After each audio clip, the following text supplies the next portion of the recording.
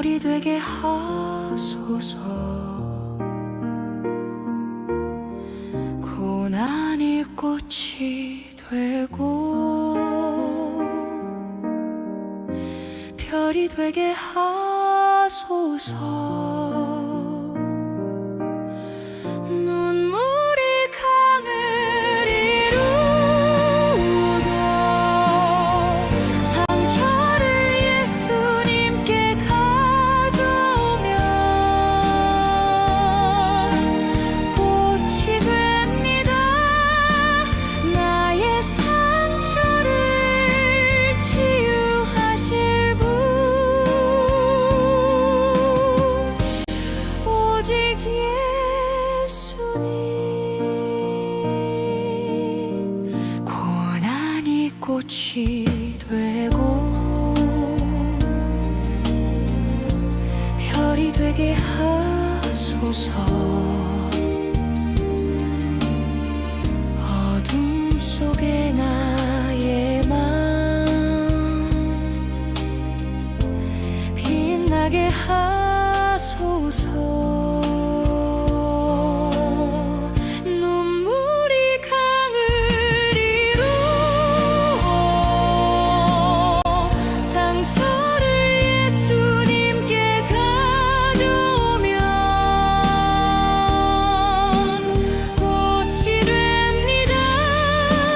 나의 상처를 치유하실 분, 오직 예수님. 작은 씨앗 같은 고난 새 생명 되게 하소서. 주님의 손길 아래 기적이 되게 하소서.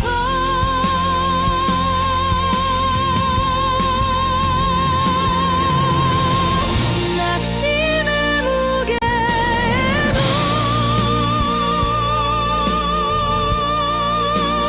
꿈은 살아나 바람이 거칠어도 숨은 멈추지 않아. 고난이 꽃이 되고 별이 되게 하소서.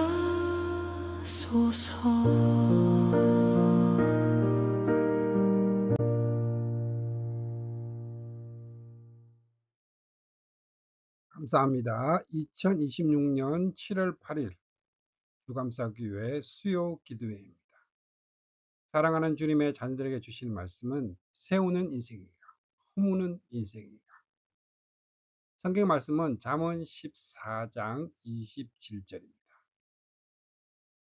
사랑하는 성도 여러분, 오늘 이 거룩한 수요 기도의 시간에 하나님의 지혜가 가득한 잠언 14장의 말씀 앞에 서신 여러분을 환영합니다. 오늘 우리가 함께 나눌 말씀의 제목은 세우는 인생인가 허무는 인생인가. 잠언 14장 생명의 샘을 품은 자의 선택입니다. 오늘의 말씀은 잠언 14장 27절입니다. 여호와를 경외하는 것은 생명의 샘이 사망의 그물에서 벗어나게 하느니라.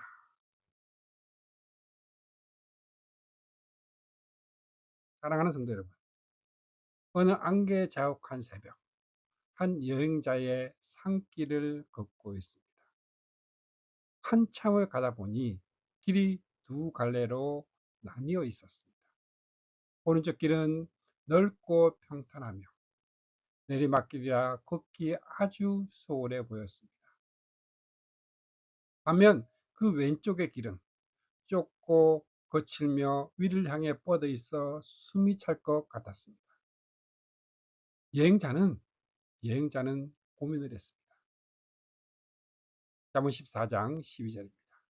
어떤 길은 사람이 보기에 바르나 필경은 사망의 길이다. 저 평탄한 길이 분명 목적지로 가는 지름길일 거야. 사람들도 많이 다닌 흔적이 있잖아. 그런 자신의 직감을 믿고 오른쪽 길로 들어섰습니다. 내 직감과 눈에 보기에 좋은 평탄한 길. 때로는 가장 치명적인 낭떠러지일 수 있습니다. 겉보기에 바른 길 같았으나 그 끝은 죽음의 길입니다. 우리의 인생도 이 여행자의 길과 같습니다. 우리는 매 순간순간 선택을 합니다. 어떤 일을 할지, 돈을 어떻게 쓸지, 이웃을 어떻게 대할지 결정합니다. 잠언 14장은 우리에게 아주 냉철한 진리를 선포합니다. 지혜로운 자는 세우는 자이고 미련한 자는 허무는 자라는 것입니다. 하나님의 기준은 여호와를 경외하며 인간의 기준은 지능과 판단력입니다. 그런데 여기서 중요한 논점이 있습니다.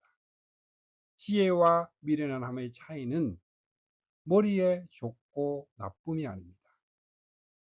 2절 말씀은 이를 명확히 논증합니다. 같이 봅니다.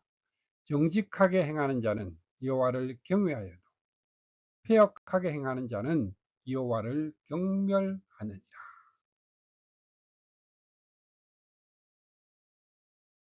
내 삶의 모든 선택의 근원에는 하나님을 얼마나 두려워하고 사랑하는가, 그 경외심이 자리 잡고 있습니다. 하나님을 경외하는 자는 생명의 샘을 가진 자요. 하나님을 무시하는 자는 스스로 사망의 그물을 짜는 자입니다. 오늘 우리는 잠언 14장을 통해 견고한 인생을 세우는 세 가지의 기둥을 살펴보려고 합니다. 먼저 건축의 지혜, 무엇으로 인생을 세우는가. 두 번째로 관계의 지혜, 소의 구유와 증인의 입술. 세 번째로 마지막의 지혜, 피난처와 생명의 샘입니다. 첫 번째로 건축의 지혜, 무엇으로 인생을 세우는가. 잠언 14장 1절 말씀은 강렬한 이미지로 시작을 합니다. 같이 한번 봅니다. 지혜로운 여인은 자기 집을 세우되 미련한 여인은 자기 손으로 그것을 허느니라. 한 마을에 두 여인이 있었습니다. 지혜로운 여인은 세우는 자로서 기도로 시작하는 아침을 맞이하고 가족을 살피는 마음과 정직한 수고로 양식을 준비했습니다. 그녀가 만지는 곳마다 따뜻함이 감돌고 집은 점점 견고해졌습니다. 반면 미련한 여인은, 허무는 자는 자기 기분에 따라 소리를 지르고 분노하며 이웃을 향한 험담을 하며 게으름으로 집 안을 방치했습니다. 외부의 적이 아니라 내 감정적인 말과 행동이 망치처럼 내 집의 기둥을 하나하나 부수고 있습니다. 우리는 종종 내 생각이 옳다 확신하며 행동합니다. 그러나 12절의 말씀은 엄중히 경고합니다. 어떤 길은 사람이 보기에 바르나 필경은 사망의 길이니라. 이것은 인간의 이성의 한계를 지적하는 논증입니다. 내 눈에 좋아 보이는 길, 내 감정이 시키는 대로 가는 길이 가장 위험할 수 있습니다. 지혜로운 건축가는 자기 기분대로 설계도를 그리지 않습니다. 변하지 않는 수평과 수치의 기준을 따릅니다. 성도의 건축의 기준은 그 기준은 내 생각인가 하나님의 말씀인가? 미련한 자는 내 감정으로 내 눈에 좋아 보이는 길을 갑니다. 자, 9절 말씀에 미련한 자는 죄를 가볍게 여김으로 그 결과는 사망의 길이요 숨겨진 낭떠러지입니다.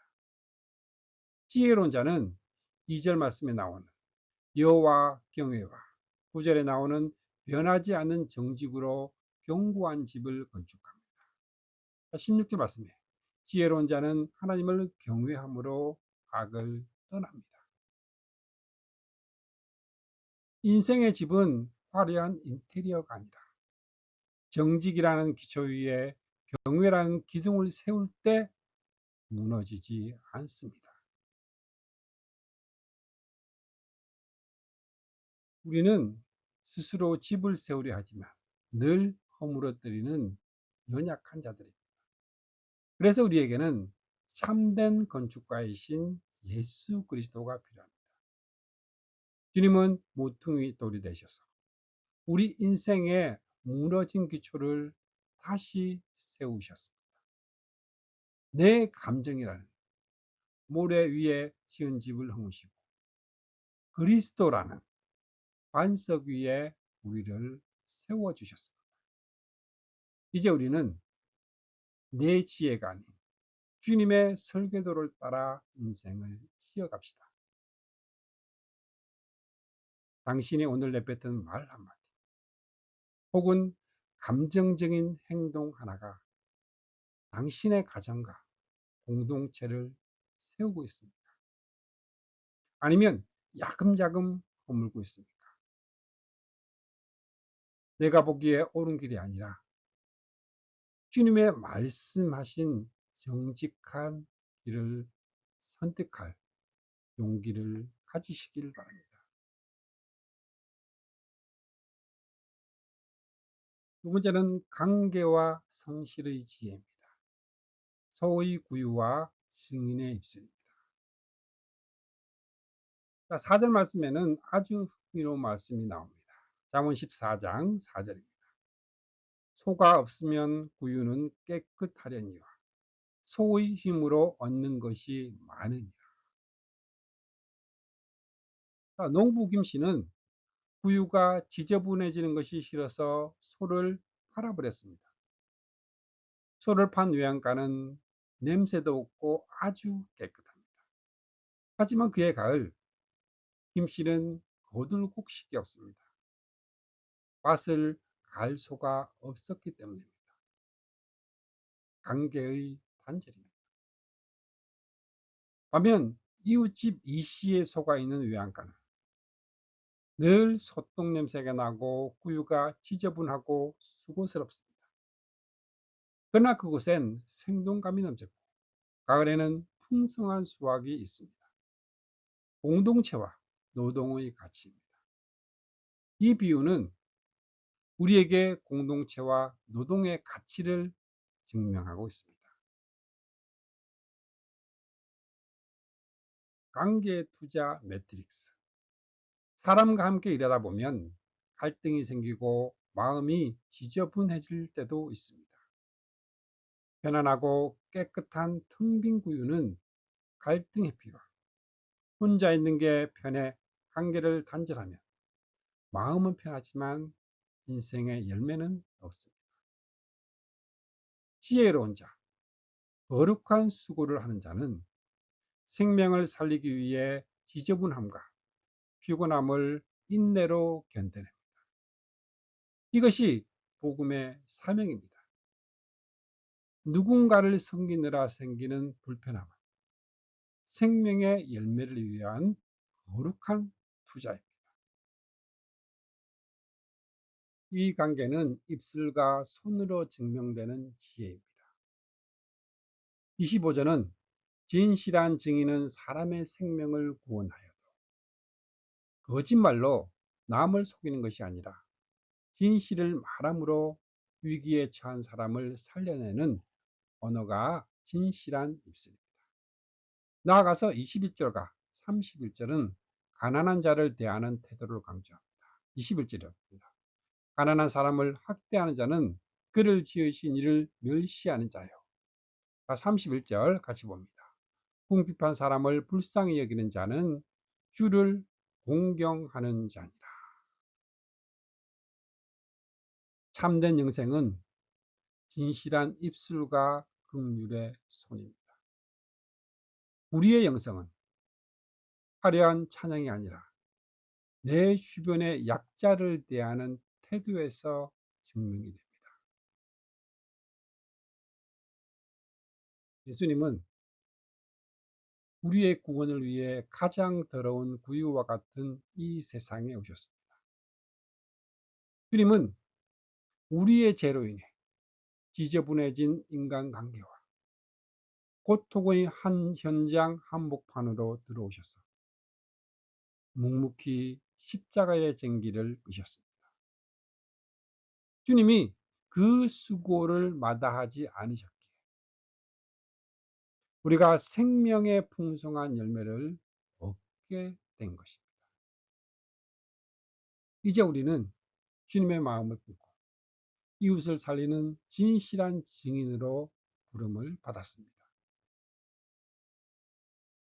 당신은 지금 갈등이 싫어서 구유를 비워두고 있지는 않습니까? 누군가를 섬기느라 생기는 피곤함과 불편함을 생명의 열매를 위한 거룩한 투자로 여기고 있습니다.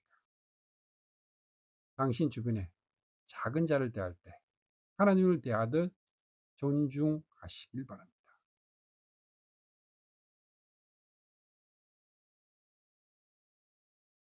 세 번째는 마지막의 지혜, 피난처와 생명의 셈입니다. 공극의 스트레스 테스트. 세상의 큰 환란의 폭풍이 닥쳤습니다. 32절에 악인은 그의 환란에 엎드려져도 합니다. 악인의 결말은 자기의 악함에 밀려 넘어져 절망합니다. 의지했던 재물과 인맥이 태풍 앞에 종이창처럼 날아갑니다. 26절입니다. 의인은 그의 죽음에도 소망이 있느니라. 의인의 소망은 그 죽음의 순간에도 소망이 있습니다. 왜냐하면 그에게는 세상이 알지 못하는 견고한 요새, 여호와라는 피난처가 있기 때문입니다. 악인은 환경에 따라 흔들리지만 의인은 보이지 않는 하나님께 뿌리를 내리고 있기에 죽음 앞에서도 당당합니다.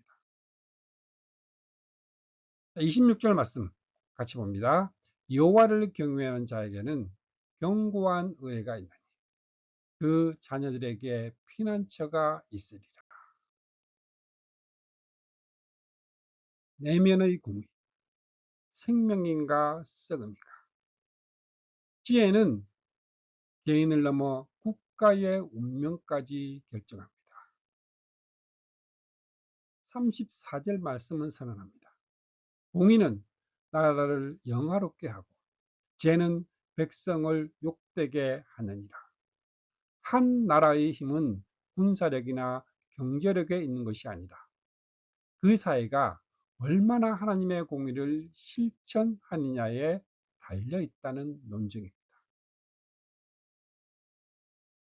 우리의 내면의 마음도 공의로 다스려야 합니다.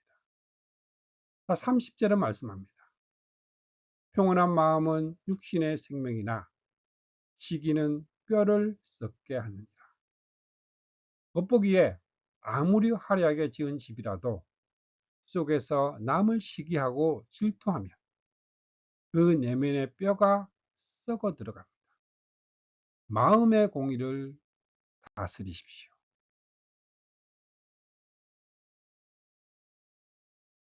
사망의 그물을 피하는 유일한 피난처입니다. 27절 말씀입니다. 같이 한번 봅니다. 여호와를 경외하는 것은 생명의 셈이니 사망의 그물에서 벗어나게 하느니라. 의인이 흔들리지 않는 이유는 환경이 평탄해서가 아닙니다. 사망의 그물을 이기는 생명의 셈에 깊이 뿌리 내리고 있기 때문입니다. 이 샘물이 마르지 않으면 자녀들에게까지 이어집니다. 참된 건축자 예수 그리스도입니다. 우리 인생의 무너진 기초를 대신하여 참된 모퉁이 돌이 되셨습니다. 우리의 죄로 지저분해진 세상 한복판으로 들어오셔서 십자가의 쟁기를 끄셨습니다. 폭풍과 샘, 십자가에서 죽음의 폭풍을 대신 맞으시고 부활하심으로 우리에게 영원한 생명의 샘이 되셨습니다.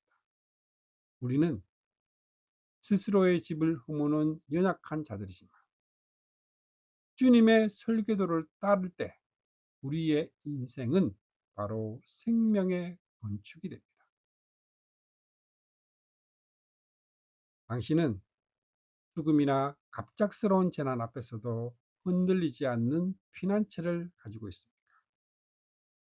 당신의 마음속에 남을 시기하는 뼈를 썩게 하는 독결입니까?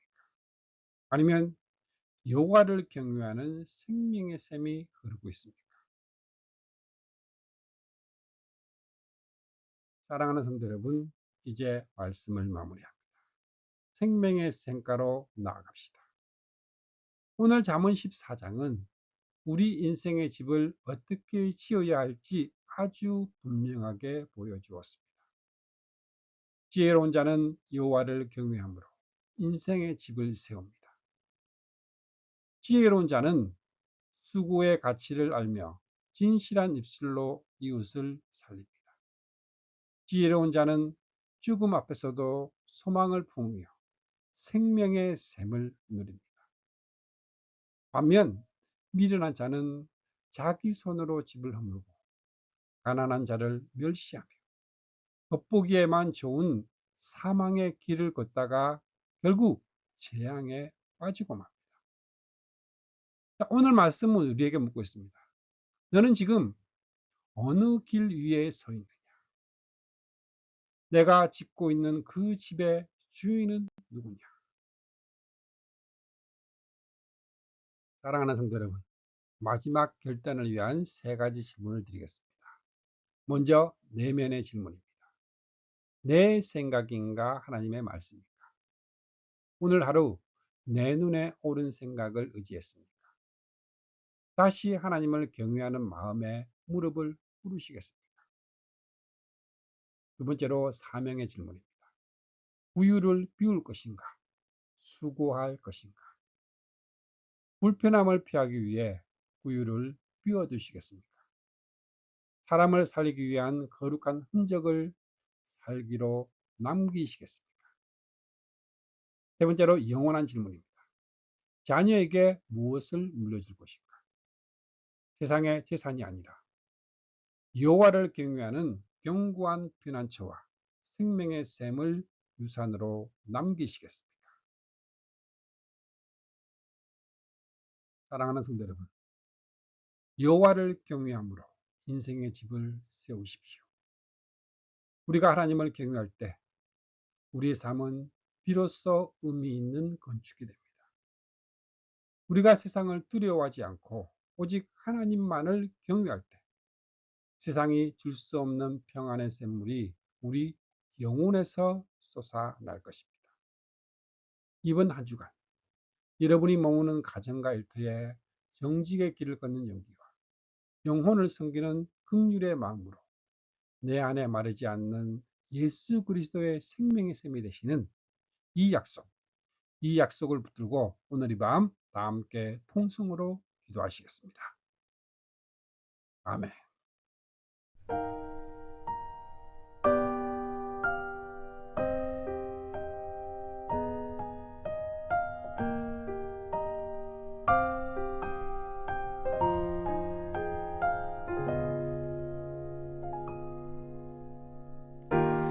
그분의 뜻대로 날 이끄시네. 그분의 뜻대로 날 만드시네. 그분의 계획에 날 맡겨드리네. 그분의 시간을 난 기다리네. 그의 뜻대로 날 인도하시네. 그의 뜻대로 나를 세워 주시네.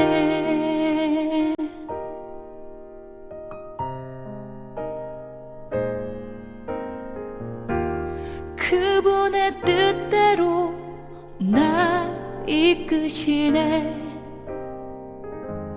그분의 뜻대로 날 만드시네. 그분의 계획에 날 맡겨드리네. 그분의 시간을 난 기다리네. 그의 뜻대로 날 인도하시네.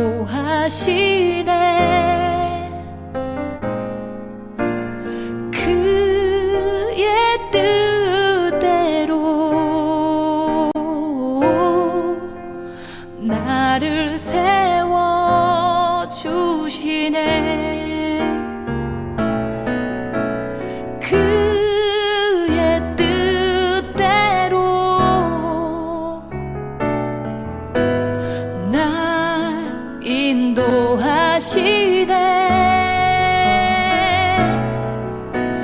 그의 뜻대로 나를 세워 주시네. 그의 뜻대로 날 인도하시네.